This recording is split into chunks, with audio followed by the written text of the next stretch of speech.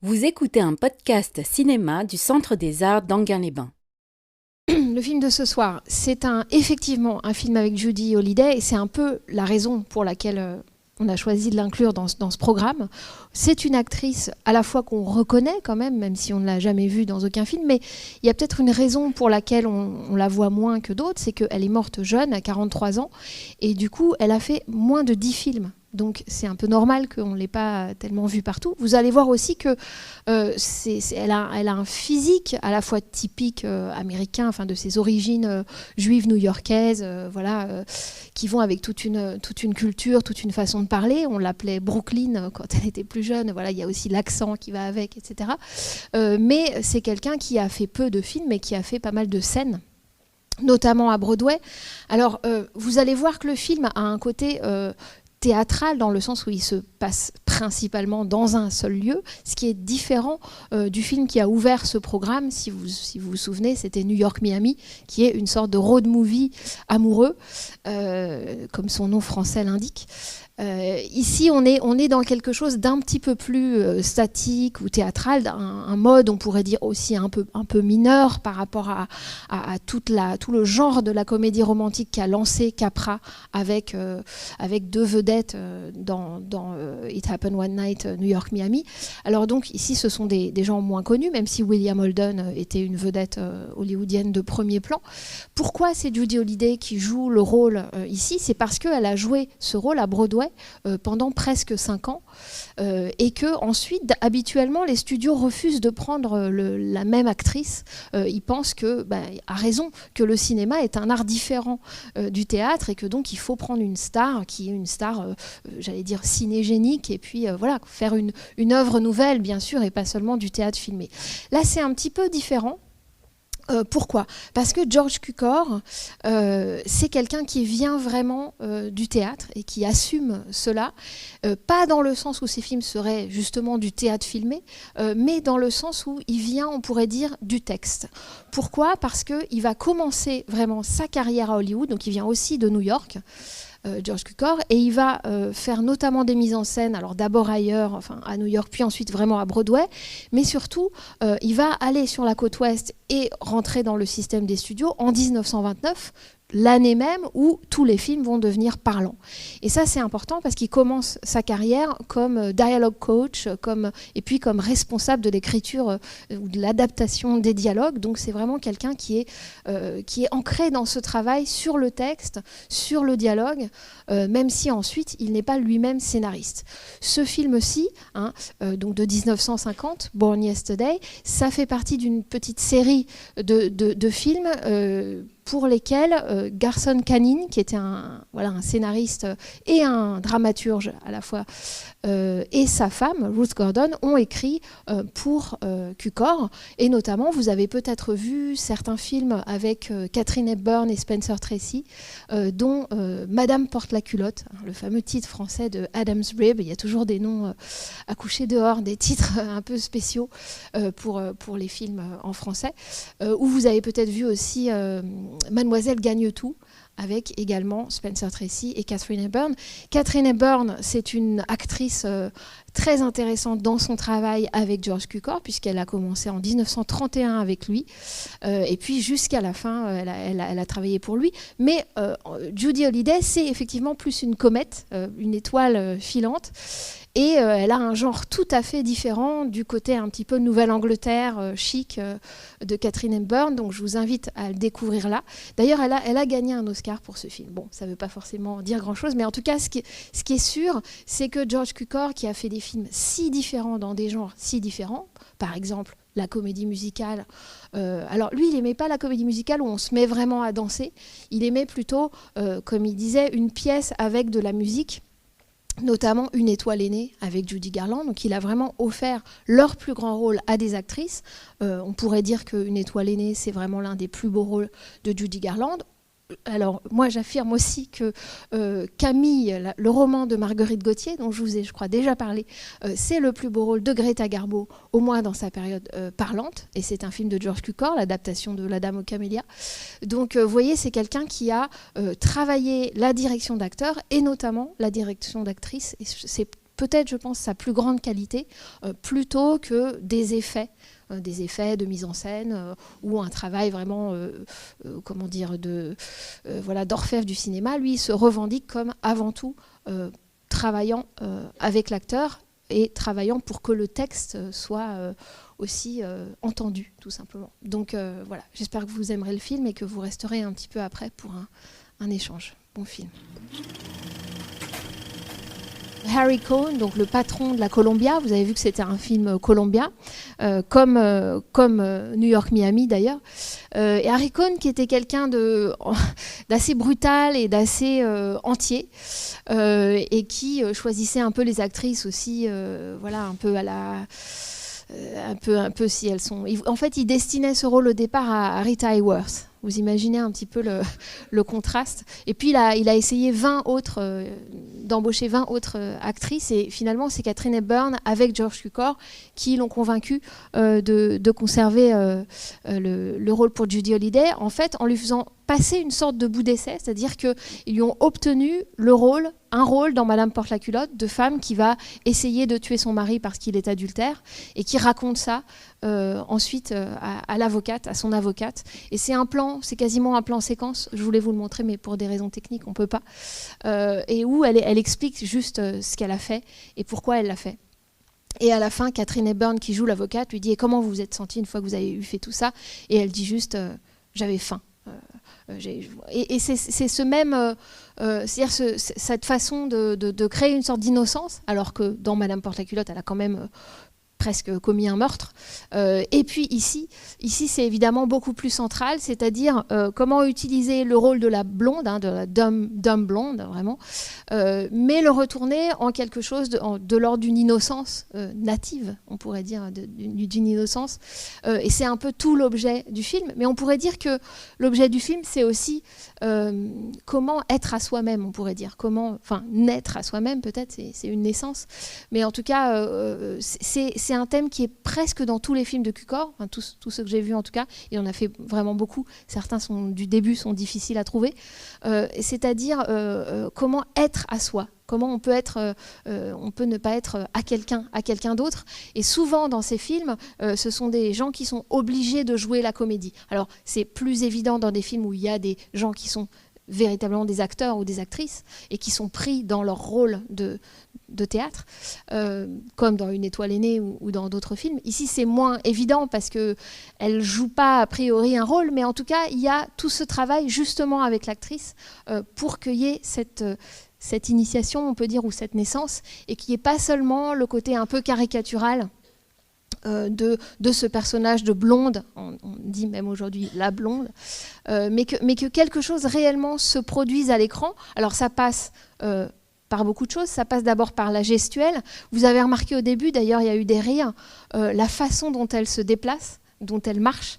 En fait, Judy Holliday, elle a beaucoup fait de théâtre, je l'ai dit, même un peu underground quand elle était à New York. Elle fait partie de la scène intellectuelle du théâtre new-yorkais avant d'aller à Hollywood, mais elle a aussi un petit peu travaillé au cabaret.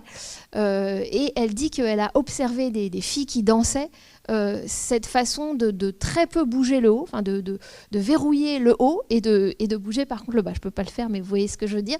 Et donc ça, pendant tous les moments au début, elle marche comme ça, donc avec à la fois ce côté ambigu à la fois d'une forme de vulgarité dans le sens où elle serait trop sexy, on pourrait dire, et en même temps de jeu, elle joue à la femme distinguée. Elle joue à la femme riche, puisque tout est basé sur l'identité nouveau riche de son petit ami. Mais vous remarquerez quand même qu'au cours du film, sa démarche, par exemple, change. Et notamment, vous vous souvenez, le moment où elle avance comme ça avec ses poings crispés, où on sait très bien qu'elle a pris une forme de détermination qu'elle a. Et ça commence même avant, dans sa gestuelle, dans la scène assez connue du Jean Rami, qui est une petite scène comme ça détachable qui fait un petit peu penser dans la forme à ce que peut faire Chaplin. Par exemple, dans Le Dictateur, il y a une scène avec des pièces qu'il avale, etc., qui pourrait presque être comme un petit court-métrage à l'intérieur du film et qui est presque muet, alors que Le Dictateur, film de 40, évidemment un film parlant. Et là, il y a un petit peu ce travail-là de la part de Cukor, c'est-à-dire tout à coup, lui qui est beaucoup dans le dialogue, et effectivement les dialogues vont vite, ils sont très écrits dans le scénario de Garson Kanin, là tout à coup c'est quasiment le silence et on est complètement focalisé sur son jeu de main. Et notamment aussi parce que, et ça c'est quand même de la mise en scène, il choisit de très très peu changer de plan. Et de garder un plan fixe à Hollywood, c'est quelque chose de rare. Et dans le reste du film, c'est pas un régime forcément de plan fixe, même s'il y a tout ce jeu dans le film de petits panoramiques à droite et à gauche à l'intérieur de la suite, enfin de la double suite qu'ils occupent.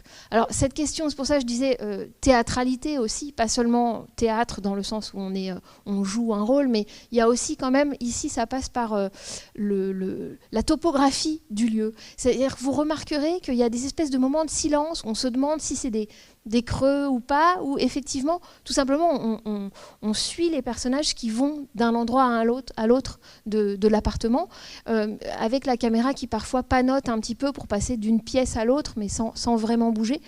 Je trouve qu'il fait un usage de ce lieu qui est assez intéressant. Usage d'abord comique avec les watts, avec les deux fenêtres à angle droit, mais en réalité cet espace-là, c'était une contrainte. Et là, il faut reparler un tout petit peu du Hays Code, dont on a déjà parlé pour ceux qui sont venus à d'autres séances de ce ciné-club, qui est donc le code d'autocensure des studios jusqu'à la fin, jusqu'aux années 60.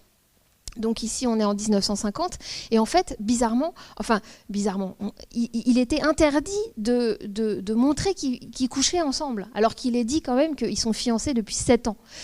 Et du coup, par exemple, d'où le fait qu'il devait avoir des appartements séparés, ce qui, pour Cukor, était absurde, mais en même temps, il en a fait usage, et je trouve qu'il en a fait usage de manière assez brillante, et notamment de manière assez théâtrale, puisque c'est quelqu'un qui aime représenter quelque chose qui est de l'ordre de la théâtralité. Là, on a un effet de coulisses et de scènes, avec tous ces espèces d'emboîtements d'espace qui sont à angle droit, et de fenêtres aussi. Il faut fermer le rideau, sinon en face, on peut voir.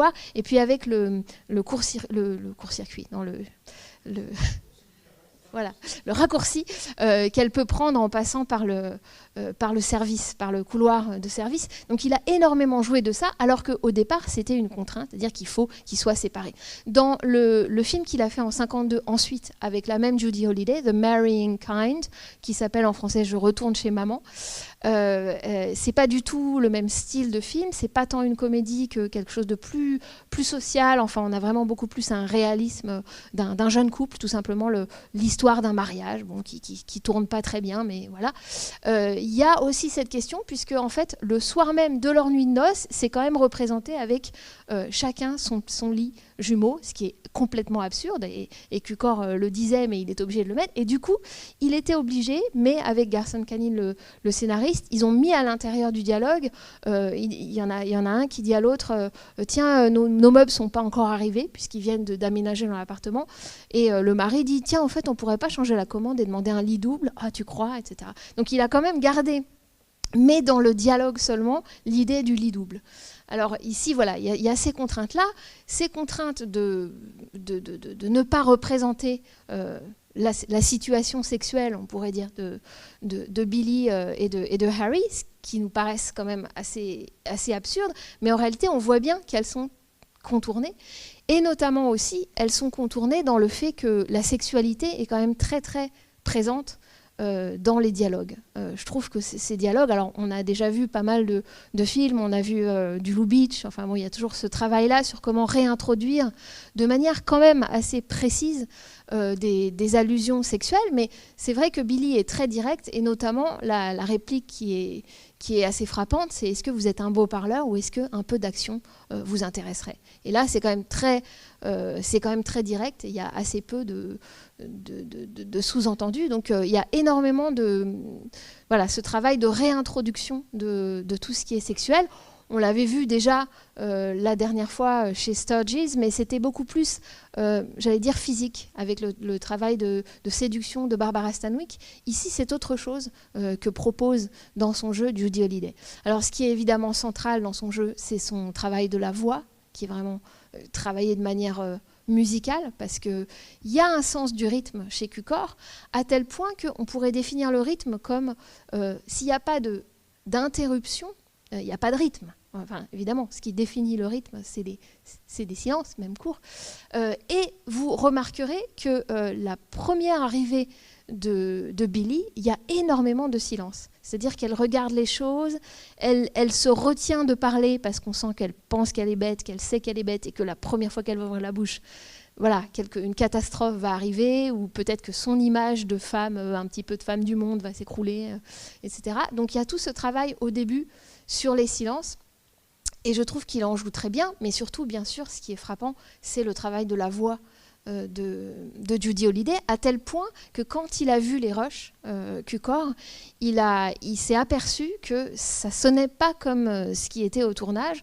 Et effectivement, le technicien du son lui a dit bah oui, on a dû trafiquer un peu dans les aigus et puis aussi dans les graves, parce que c'était très très grave et très aigu. Et il a dit non mais ça va pas, vous allez rétablir ça tout de suite, parce que c'est exactement ce que je cherche à obtenir. C'est-à-dire que si vous rabotez du côté aigu, vous perdez de la comédie, et si vous rabotez du côté grave, vous perdez de l'émotion.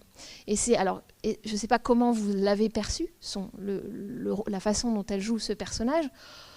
Moi, je trouve, à l'avoir vu plusieurs fois, que bien sûr, ce qui fait rire au début ou sourire, c'est sa capacité à aller très très haut, enfin dans les extrêmes, ou bien à la fin de faire sa très très grosse voix à la toute fin à la porte.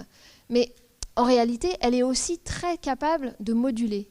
Et ça, c'est vrai qu'on ne le voit pas, enfin, c'est pas ce qui reste forcément au début, mais je dirais que c'est presque une sorte d'allégorie, cette capacité de moduler sa voix, de l'art de George Cukor lui-même, qui était vraiment quelqu'un qui marque moins, enfin, qui a moins une patte d'auteur, parce que justement, il est plus dans la modulation que dans un extrême ou un autre. Alors, lui-même disait de Judy Holliday que il disait, comme tout bon clown, elle sait vous émouvoir. Et on a donc les deux. Le clown, le côté clown, il a très bien compris qu'elle sait parfois mettre sa posture physique avant le dialogue, avant le sens, avant la signification. Et en même temps, les vrais bons clowns vont évidemment beaucoup plus loin que ça et arrivent à créer de l'émotion. Et je trouve que c'est vrai qu'il arrive assez bien à la définir, et que du coup, le film a une délicatesse voilà, qui est pas forcément ce qu'on attend au départ dans l'histoire d'une idiote, enfin l'histoire d'une idiote qui va apprendre. Alors, je vais vous laisser parler peut-être juste sur cette question de l'apprentissage. Le film, assez évidemment, rejoue un autre film qui est Monsieur Smith au Sénat de Frank Capra, Mr. Smith Goes to Washington, de 1938, je pense. Je dis toujours entre 36 et 38. Et qui est donc cette histoire d'un jeune directeur de journal pour garçons, pour jeunes garçons, pour adolescents, qui se fait parachuter sénateur par un sénateur plus vieux que lui, qui connaît un ami de la famille et qui est véreux et qui veut avoir juste un petit pantin qu'il peut utiliser à l'intérieur du Sénat. Comme par hasard, ce sénateur s'appelle Paine, d'ailleurs, hein, et il est question de Tom Paine, le grand homme politique qui a connu Jefferson dans ce film-ci. Et donc, ce jeune sénateur joué par James Stewart va pour la première fois aller à Washington. Il a des yeux qui pétillent parce qu'il fait le tour de Washington, et on a une fameuse séquence de visite des différents monuments politiques de la capitale des États-Unis, et c'est une séquence de montage, vraiment, où on voit qu'il fait le tour de toutes ces institutions. Pourquoi ? Pas parce qu'il est touriste, mais justement parce qu'il voit enfin de ses propres yeux ces idéaux démocratiques, voilà, à portée de main, à portée de regard, et il n'en revient pas, et il n'en revient pas d'avoir été nommé sénateur aussi jeune. Et puis évidemment, vous vous doutez qu'après il va déchanter une fois qu'il va essayer de travailler vraiment à l'intérieur du Sénat. Et dans Mr. Smith, au moment où il est découragé, au moment où il s'est aperçu de toute l'horreur politique, il va retourner dans un monument dans lequel il était déjà allé au début à son arrivée. C'est le monument du mémorial de Lincoln, et où il disait, ah oui, Lincoln, vous connaissez cette grande statue où il est assis. Lincoln est assis, et il disait, le personnage Smith, il dit, il s'appelle Jefferson Smith, hein, son prénom c'est Jefferson, et il dit, c'est fou, j'ai vu Lincoln, il est assis et il attend que quelqu'un vienne. Hein. Et donc, lui, c'est-à-dire que quelqu'un vienne reprendre en main, réincarner l'idéal américain. Et puis, quand il a vu que le Sénat, c'était quelque chose de beaucoup plus corrompu que ça, il repart et il repasse avec ses valises. Hein, vraiment, il quitte la ville et il repasse par le mémorial Lincoln. Et là, bon, voilà, il est complètement abattu et il y a encore toute une chose à l'intérieur du mémorial, et c'est là qu'il va finalement reprendre espoir. Mais il y a exactement cette même structure-là, ici, vous avez remarqué, avec le... C'est pour ça, je pense que c'est vraiment une citation, quasiment, sur un mode, certes, peut-être plus comique ou mineur, mais il n'y a pas que des moments comiques dans ce film, avec le mémorial de Jefferson et avec la citation. À chaque fois, l'idée, c'est évidemment de nouer la question politique avec l'intimité du personnage. Sinon, c'est un didactisme trop évident, trop sec, et ça ne marche pas. Et ici, bien sûr, c'est le choix de la citation qu'il y a dans la coupole, c'est-à-dire « je m'élèverai toujours contre toute forme de tyrannie faite à l'esprit humain ». Et tout à coup, cette phrase, dite en off, en plus avec la voix de celui qu'elle aime, devient quelque chose qu'elle peut s'approprier, hein, de très très personnel, à savoir, elle vient quand même d'être battue par Harry. Donc tout à coup, cette idée de tyrannie sur l'esprit humain, au lieu d'être une grande idée de plus gravée dans la pierre, ça devient quelque chose qu'elle sent elle-même de manière intime, et c'est évidemment toute l'idée de l'aspect, disons, didactique du film, mais qui est tout à fait incarné. Donc c'est pour ça que je pense que dans l'histoire du cinéma américain, il y a des gestes comme ça qui sont didactiques, qui sont parce que c'est des histoires de comment une conscience s'éveille. Donc on peut dire là dans ce film qu'il y a une forme de féminisme de George Cukor, puisque c'est vraiment la naissance d'une conscience. Et voilà, moi c'est l'une des raisons pour lesquelles j'aime particulièrement ce film. Mais évidemment, l'éveil d'une conscience se fait avec un autre homme. C'est-à-dire qu'on peut toujours dire, bah oui, mais alors elle passe d'un homme brutal à un autre homme beau, enfin une sorte de playboy à lunettes, qui est joué par William Holden.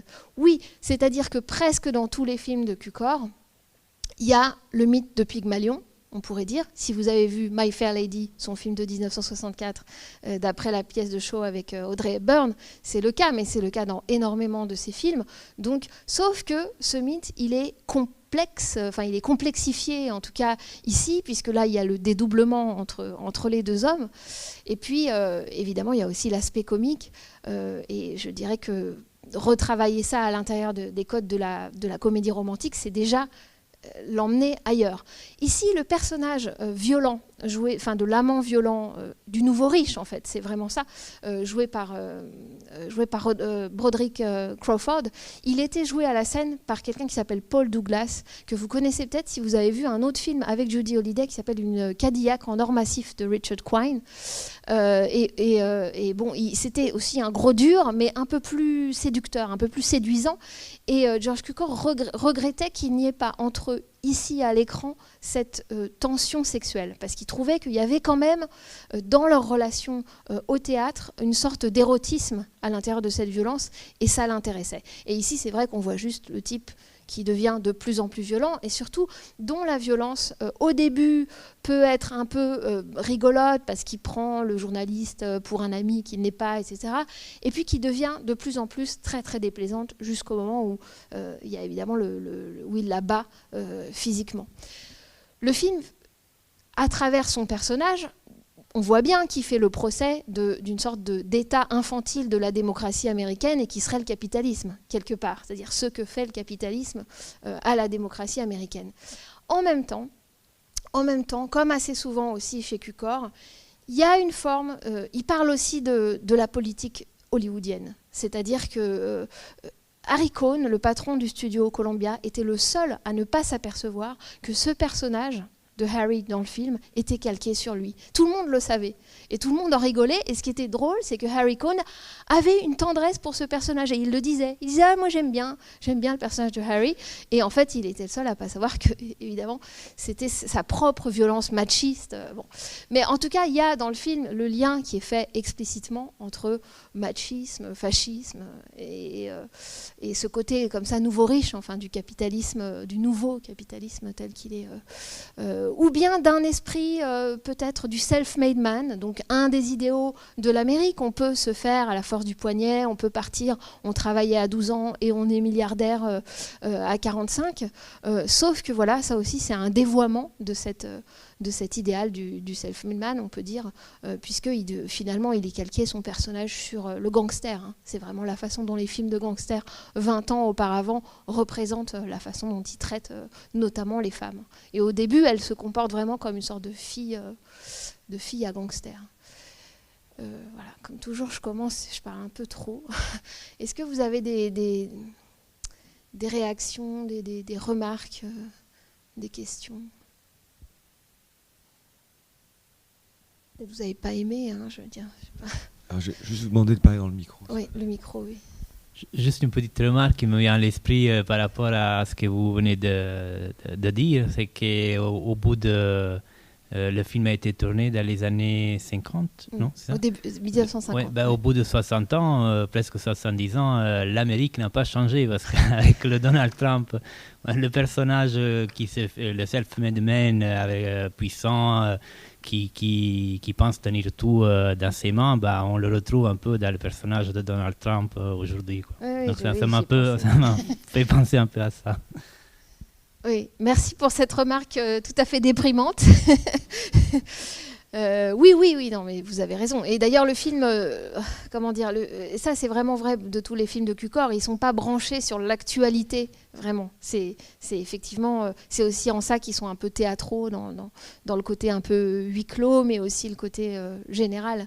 C'est pas des films qui prennent acte de quelque chose historiquement. Sinon, peut-être dans une forme de féminisme à l'état naissant. Mais ce qui est intéressant, et ça c'est pas que lui, là pour le coup c'est pas un effet d'auteurisme, c'est le lien entre l'émancipation d'une femme et le langage. Enfin, tout cet usage des dictionnaires, le vocabulaire, etc. C'est-à-dire un apprentissage qui, dans les autres films, est une sorte de métaphore. Quand on dit on va s'apprendre des choses l'un à l'autre, dans les films, dans les comédies de remariage, c'est ce que le philosophe Stanley Cavell a analysé, à savoir le perfectionnisme en philosophie, et qu'il a appliqué au cinéma hollywoodien. Donc voilà, on s'apprend quelque chose parce qu'on est un homme et une femme, dans les couples en tout cas représentés à l'écran à Hollywood, et donc on apprend de l'altérité de l'autre et on apprend à accepter cet autre comme tel, et voilà, on reconfirme son mariage comme ça. Ici c'est littéralisé, c'est-à-dire qu'ici il y a un professeur, on le paye et il va amener des bouquins et on va s'asseoir sur les livres, on va les ouvrir, et donc il y a une sorte de matérialité de ça qui est aussi, je pense, jubilatoire. On aime voir ça, on aime voir quelqu'un qui regarde dans un dictionnaire. Enfin, il y a cette sorte de matérialité du langage qu'on retrouve un peu dans un film de Howard Hawks qu'on voulait vous passer mais qui n'est pas disponible. Bon, vous pouvez le trouver en DVD à l'export, parce que c'est le but ici de vous donner aussi des devoirs. Non, c'est Boule de feu. Boule de feu, Ball of Fire, et qui est avec Barbara Stanwyck, qu'on avait vu la dernière fois dans le film de Preston Sturges. Et c'est l'histoire de, je crois qu'ils sont 12, mais ils pourraient très bien être 7, parce que c'est une sorte de variation sur Blanche-Neige. C'est une maisonnée de colocataires, de vieux garçons qui font ensemble une encyclopédie. Chacun a un domaine de l'encyclopédie à faire, et puis ils traînent depuis des années parce que ça leur met très très longtemps. Et puis là-dedans, par une aventure, il va y avoir cette danseuse de cabaret que l'un d'entre eux va faire rentrer parce que c'est celui qui est spécialiste du langage, qui a besoin d'avoir quelqu'un qui lui apprend l'argot. Donc vous voyez, tout ce travail sur le langage, la langue, l'apprentissage des mots Il est évidemment lié à quelque chose de l'ordre de classe, puisqu'il est question là de classes sociales différentes, ou voilà, des intellectuels par rapport aux parvenus, etc. Et en même temps, je trouve qu'il y a un plaisir de cette matérialité-là, et de l'humour aussi, du jeu avec la langue. On l'entend dans le travail dont je disais de Judy Holliday, qui est musical. C'est pas seulement musical au sens des hauts et des bas, du nombre d'octaves qu'elle peut parcourir avec sa voix. C'est bien sûr aussi avec l'accent qu'elle a, qui est une sorte d'accent du New Jersey, où le R devient un Y. Par exemple, superbe au lieu de superbe, a new word, et tout cet accent-là qui est poussé à l'extrême, et évidemment le choix des mots dans les dialogues fait qu'on l'entend d'autant mieux. Et puis il y a ce travail sur l'argot. Par exemple, elle dit « there drips », quand le sénateur et sa femme sont partis, c'est des nouilles, ils sont chiants. Hein, vraiment, il y a quelque chose d'assez vulgaire dans la façon dans les mots qui sont employés. Voilà, donc il y a tout ce travail sur les différents registres de langage, et bien sûr la recherche des mots nouveaux, et notamment quand il y a une sorte de travail qui n'est pas dit quand elle voit vers la fin le sénateur et qui dit constituents, et puis qu'elle ne dit rien, mais on la voit juste de manière muette ensuite quand il est parti regarder dans le dictionnaire. Donc voilà, moi c'est l'une des choses que je trouve très, très savoureuse dans le film, et qui existe sans doute dans d'autres films aussi hollywoodiens, mais ici c'est très littéralisé, cette question de l'apprentissage, apprendre quelque chose à l'autre. Vous remarquerez qu'elle joue là-dessus quand elle dit « mais on va s'éduquer l'un l'autre » et qu'elle veut dire « je ferai ton éducation sexuelle ». Enfin, là, c'est vraiment quelque chose de très... là encore, ça fait partie de la drague, disons, très, très énergique de son personnage. Est-ce qu'il y a d'autres...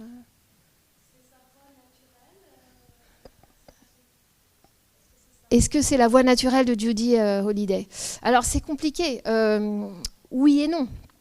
C'est-à-dire qu'au tout début, quand elle ne parle que aigu, elle force sa voix, mais on l'entend. Enfin, on entend qu'elle est forcée.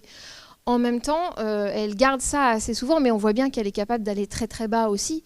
Si vous voyez Je retourne chez maman, donc le film de 52, vous apercevez que non, qu'elle ne parle pas comme ça, qu'elle a un tout petit peu cette, je sais pas, ce côté guttural qu'on entend, mais pas du tout autant. Et puis l'autre film qui est là beaucoup plus une comédie en 54, qui est Une femme qui s'affiche, où elle joue à nouveau donc un personnage proche de ce personnage-ci, puisque c'est l'histoire d'une jeune femme, Gladys Glover. C'est un peu la self-made woman, mais justement version féminine, c'est-à-dire pas du tout, au départ pas du tout féministe, c'est-à-dire c'est une femme qui n'a rien, qui ne sait rien, et qui arrive à New York, et la seule chose qu'elle veut, c'est louer un énorme panneau, grand comme ça, sur Columbus Circle, qui est donc un carrefour commercial très important à New York, et afficher son nom dessus. Mais pour rien, et c'est-à-dire ça crée de la demande, ça crée de la publicité, ça crée du mystère, et tout à coup ça consiste, et donc elle qui n'est rien, elle trouve qu'elle devient quelqu'un. Et c'est horrible en même temps de croire qu'on peut. Bref, et donc dans ce film-là, qui est une comédie avec Jack Lemmon, elle a un petit peu repris sa voix de ce film-ci, mais moins outrée. Mais il y a toujours un moment comme ça où elle est capable de, un petit peu comme ce que fera, si vous avez vu Tootsie, Dustin Hoffman qui est travesti en femme, puis à un moment il est à New York et puis il a besoin d'attraper un taxi, et tout à coup il est en femme et il dit taxi comme ça. Et donc c'est vrai qu'il y a ce jeu comique de tout à coup changer de... Donc elle est capable de la moduler, elle a une base, mais non, si vous voyez le film, puisqu'elle en a fait peu mais ils sont tous quand même intéressants, le film de Minelli, du Vincente Minelli, Bells Are Ringing en français, je ne sais plus, avec Dean Martin, et qui est en couleur, et où elle chante. Donc vous pouvez l'entendre chanter, et elle chante, ma foi, correctement. Donc elle ne chante pas avec une voix de canard qu'on égorge. Donc non, on voit que c'est quand même joué. C'est quand même... Est-ce qu'il y a d'autres...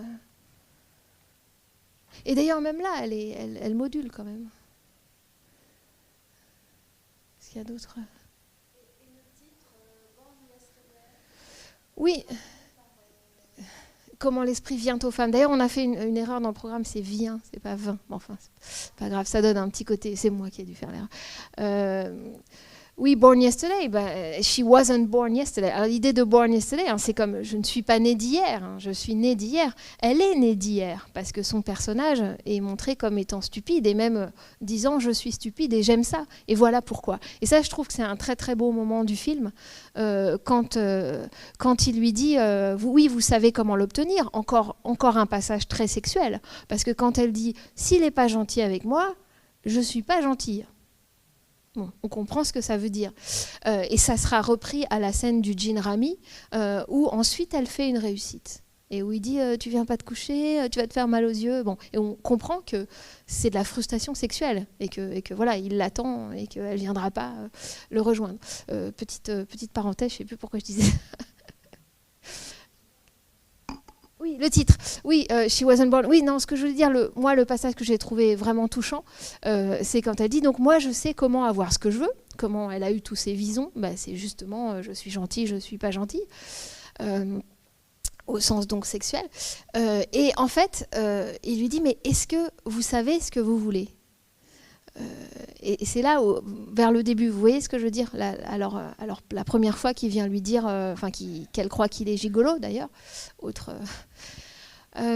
et au moment où il lui dit, mais est-ce que vous savez ce que vous voulez ? Moi, j'ai eu vraiment l'impression d'une sorte de psychanalyste qui lui parlait, qui tout à coup décalait la question et disait, ok, vous savez ce que vous voulez, mais connaissez-vous la vérité de votre désir ? Et c'est quand même un peu ce qu'on cherche en général quand on entreprend une psychanalyse. Donc il y a ces espèces de petits décrochages comme ça qui sont, j'allais dire savoureux, mais qui sont aussi profonds, assez profonds sur quelqu'un va naître pas seulement dans le sens où elle va se révolter. Bon, ça c'est le côté un peu allégorique. À la fin, Jim dit mais c'est une révolution. Évidemment, il y a tout ce côté allégorique de l'indépendance, mais aussi dans la sphère de l'intime, comment une femme peut arriver à trouver la vérité de son désir. Et son désir passe ici par le fait que elle trouve un homme qui lui plaît, mais vous remarquerez, puisque là c'est une série sur les comédies romantiques, c'est toujours intéressant de voir comment est amené le baiser, le premier baiser entre les deux. Et là, vous vous souvenez, il est très inopiné, c'est assez rare. En fait, on n'a pas l'impression qu'il va advenir, et il advient au milieu d'une réplique sur les lunettes. Quand elle dit je trouve ça horrible les lunettes, bon. Et tout à coup ils s'embrassent et après seulement elle dit ça va, en fait sur les hommes ça fait bien. Et à la fois ça crée un effet comique et à la fois là encore c'est une question quasiment musicale et de rythme de la part de Cukor, comment ménager des ruptures, des silences. C'est assez bien fait. Est-ce qu'il y a d'autres remarques ou questions ? Je regarde si j'avais d'autres choses. Vous le dites.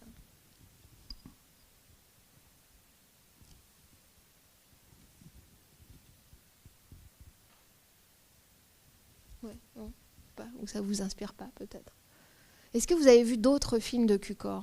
Et est-ce que vous faites le lien ? Ou est-ce que pour vous c'est pas un auteur vraiment ?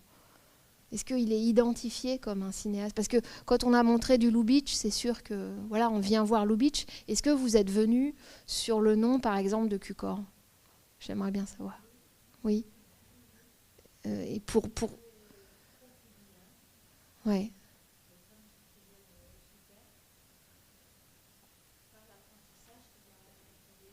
Mm-hmm. Il me semble que quasiment dans tous ces films, il y a cette question de l'autonomisation de la femme. Et moi, il y en a un que j'aime particulièrement. Et bon, on ne peut pas tout montrer. Et puis là, c'est une série sur la comédie américaine. Mais c'est Antise, Gaslight, avec Ingrid Bergman.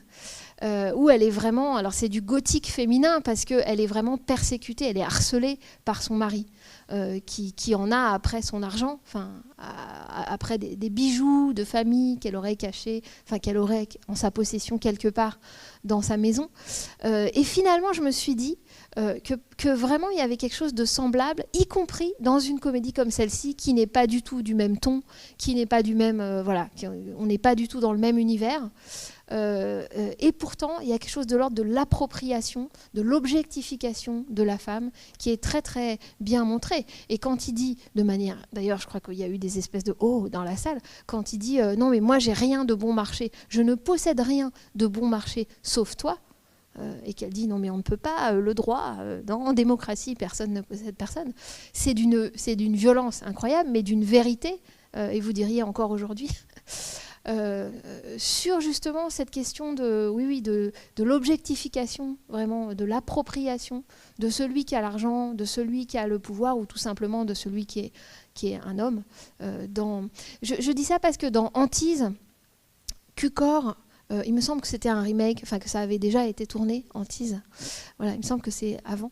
Ça a été fait avant Cukor. Et sur quelle scène, quelle est vraiment la scène focale, la séquence qu'il attend de tourner pendant tout le film, c'est la séquence où elle simule d'être devenue folle et où elle lui fait croire qu'il a donc accompli, parce que to gaslight someone en anglais, c'est devenu un mot, un verbe qui veut dire harceler quelqu'un jusqu'à ce qu'il devienne fou.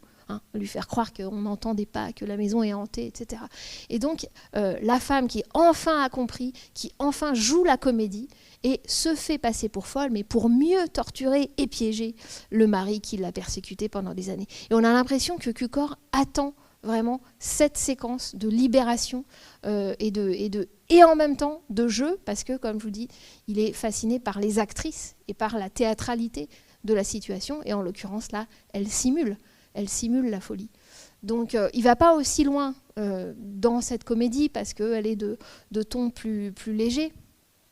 Mais en tout cas, je trouve qu'il y a quelque chose de cet ordre de montrer quelqu'un qui est en train de se libérer, quitte à faire du mal à l'autre.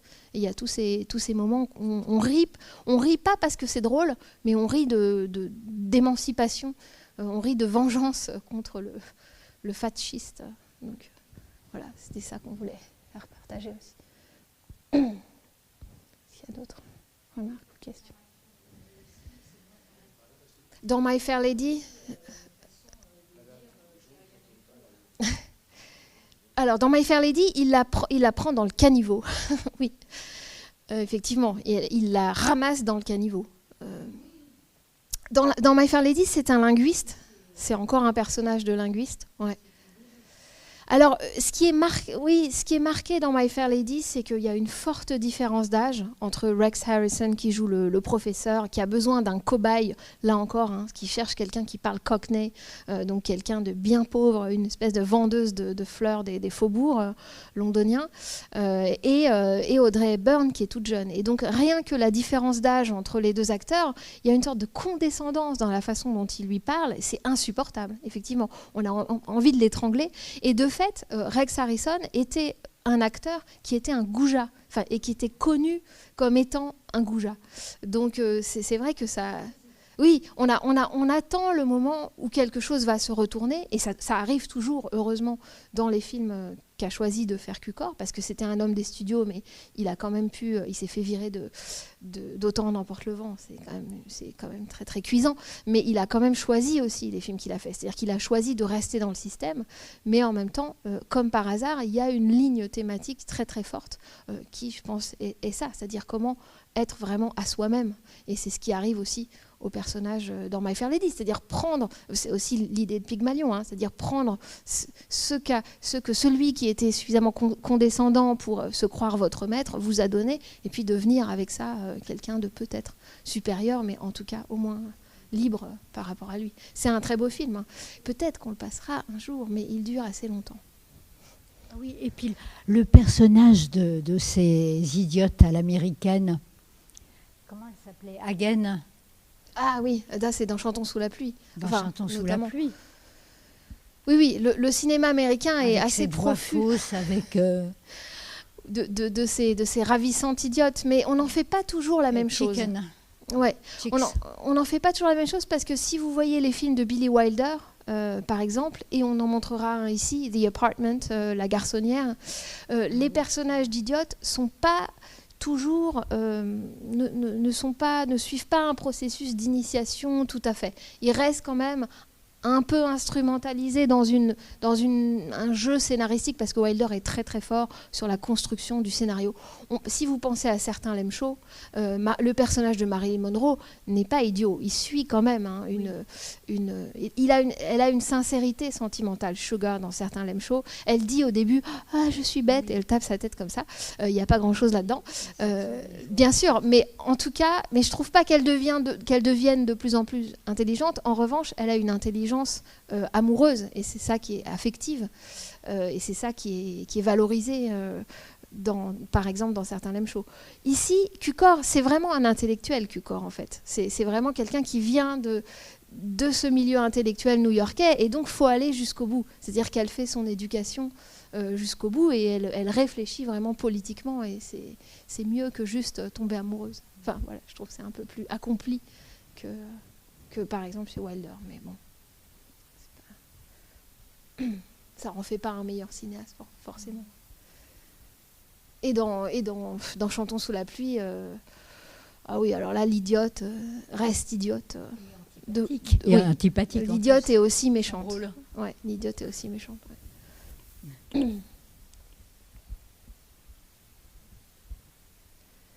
Bon, en tout cas, voilà, merci. Juste deux choses. Vous avez vu la bande-annonce de Aller coucher ailleurs de Howard Hawks avant le film.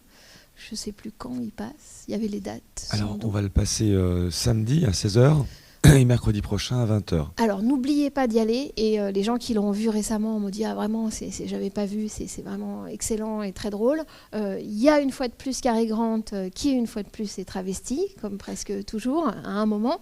Donc, vraiment, ça vaut le déplacement. Et puis c'est Hawks, et on n'a pas passé de Hawks dans notre cycle. Et d'autre part, oui, peut-être pour la prochaine fois, sur la séance de la prochaine fois, qui aura lieu. Alors, ça sera Elle et lui. Donc, voilà, mais qui aura lieu quand, j'ai oublié. En février, j'ai oublié la date exacte, mais c'est dans le mensuel. En février, n'oubliez pas, on arrivera à mi-parcours du cycle, et j'ose dire qu'on arrivera à une sorte de sommet. Y compris architecturalement parlant, Elle et lui, donc An Affair to Remember de Léo Macaré, et surtout on va passer à la couleur, donc vous avez patienté jusqu'ici. Enfin on sera en Technicolor, il faut vraiment pas rater ce film, et surtout c'est une ressortie, il est vraiment restauré. Oui, tout à fait. C'est vrai que les couleurs sont vraiment magnifiques. Hein, ouais, il est magnifique. On a réservé Cary Grant pour ce film-là, parce que sinon on aurait pu mettre Cary Grant dans tous les films de toutes les décennies. Cary Grant, New York, une rencontre sur un transatlantique, qui a aussi tout un autre sous-genre de la comédie romantique, qui serait les rencontres faites sur un bateau entre l'Europe et les États-Unis. Donc vraiment, pour moi, c'est un sommet du genre, et peut-être même que je vous montrerai un extrait du Elle et lui original, parce que c'est l'un des rares films dans l'histoire du cinéma dont le remake a été fait par le même réalisateur. Léo Macaré, que George Cukor cite souvent comme étant l'un de ses maîtres, c'est-à-dire non pas Lubitsch, non pas des gens beaucoup plus comme ça secs et drôle, mais quelqu'un de plus élégant, modulé, et qui sait justement moduler entre la comédie et le mélodrame, y compris dans Elle et lui à l'intérieur du même film. Et ça, il faut être vraiment très très fort pour savoir le faire. Donc vraiment, ne ratez pas ce film si vous ne l'avez pas vu. Voilà, merci. À bientôt.